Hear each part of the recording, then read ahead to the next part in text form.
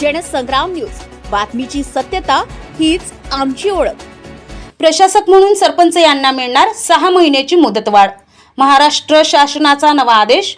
वर्धा जिल्ह्यातील मुदत संपलेल्या ग्रामपंचायतीवर ग्रामविस्तार अधिकारी व तत्सम दर्जाच्या अधिकाऱ्याची प्रशासक म्हणून नियुक्ती करण्यात आली होती। त्यानुसार अंमलबजावणीची प्रक्रिया सुरू असतानाच 21 फेब्रुवारी रोजी शासनाने नव्याने आदेश काढत पदमुक्त झालेल्या सरपंच यांना प्रशासक म्हणून कामकाज करण्याची परवानगी दिली आहे। या निर्णयामुळे गावखेड्यातील राजकीय वातावरण चांगलेच तापले असून या निर्णयाने काही गावात आनंद तर काही गावात नाराजगीचा सूर उमटलाय।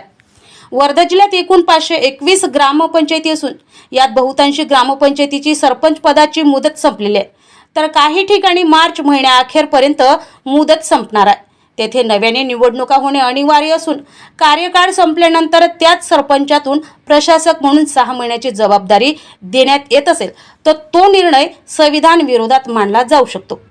राज्यघटनेच्या कलम 343 ई नुसार सरपंचांना प्रशासक म्हणून नियुक्ती देणे हे कायद्याचे उल्लंघन करणारे आहे, असे राजकीय कायदे तज्ज्ञांचे मत आहे।